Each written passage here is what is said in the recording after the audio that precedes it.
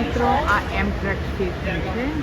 અહીંયાથી તમને તમારી કાર લઈ જવા દે. આખા અમેરિકામાં એક જ એવું છે. અને અહીંયાથી કારથી તમારે ફ્લોરિડા પહોંચાડે. પછી ફ્લોરિડાથી તમારે જેમ જવું હોય એમ જઈ શકો છો. આ બહુ જ વ્યવસ્થિત કારનું સંચાલન કરે છે. તમે અહીંયા કાર આપી દો, સોંપી દો, પછી એ લોકો અહીંયાથી તમારી કાર લઈ જાય છે. ચાવી અંદર મૂકી રાખવાની અને એની એ કાર આપણને ફ્લોરિડામાં મળે. મને કારનો નંબર આપેલો છે, નંબર છે 355 અને એ મને મળશે. મારે કદાચ બતાવવાની જરૂર પડશે. કાર સોંપી દો, પછી પેસેન્જર ચેકિંગ કરવાનું. એમાં બહુ માથાકૂટ કરતા નથી. તમારી ખાલી લાસ્ટ નેમ પૂછે, આઈડી પણ જોવાની પરવાના કરી. અને મેં પૂછ્યું હતું કે મને કાર છે ને 2 માળની હોય છે, ટ્રેન કાર, એટલે એમાં બીજા માળે બેસાડશે.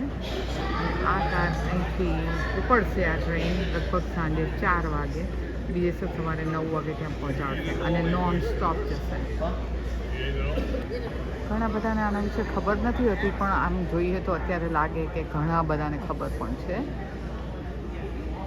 અને આ કન્વિનિયન્સ રહે આપણા માટે. કાર આપણી જોડે જ જાય એટલે તમારે બીજેથી ભાડે લેવી ના પડે અને તમને કન્વિનિયન્ટ પડે પાછા સ્ટેશને આવવા માટે.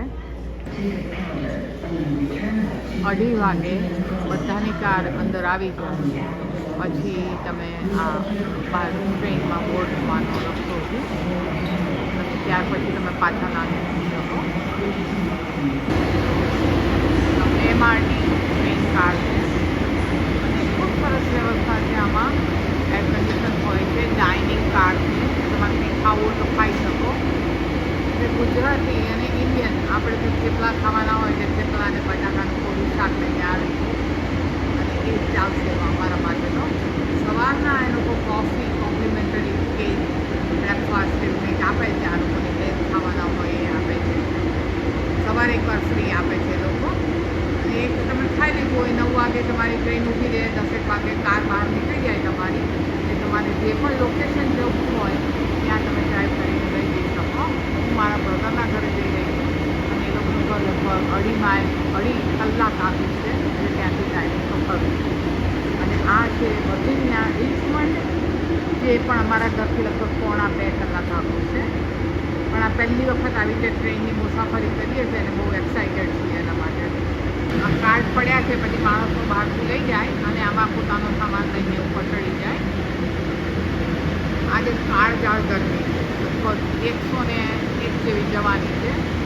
અંદર ગયા પછી મજા આવશે, પણ અત્યારે તો બહાર ઊભા રહીએ તો સારી એવી ગરમી લાગે છે.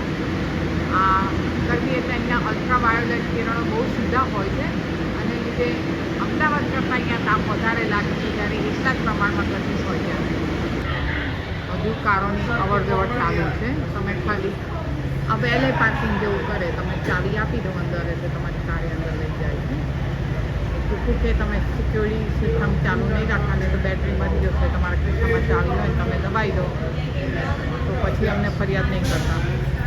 કારમાં તમારે અડધા ટનનો સામાન લઈ જવો તો લઈ જવાય. અમે ખાલી એક બેગ બહાર રાખી છે, જેમાં અમારી પ્રિસ્ક્રિપ્શન દવાઓ અને ખાવાનું કંઈ ખાવા માટે જોઈતું હોય.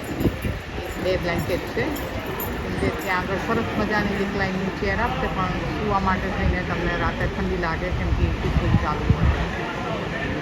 આ છે વર્જિનિયાનું લોર્ટન સ્ટેશન. કારો બધી પાર્ક કરેલી છે અને અહીંયાથી એક જ એવી ઓટો ટ્રેન જાય છે આખા અમેરિકામાં, જે ફ્લોરિડા પહોંચાડે છે તમારા પોતાની કાર લઈને. સરસ કમ્ફર્ટેબલ રિક્લાઇનર સીટ છે. પગમાં આગળ સારી એવી જગ્યા છે. મમરા વઘારેલા અંદર સિંગ ને સિરિયલ નાખેલી લાવ્યા છે. અને આ ભાઈને ભાવનગરી ગાંઠિયા બહુ ભાવે છે.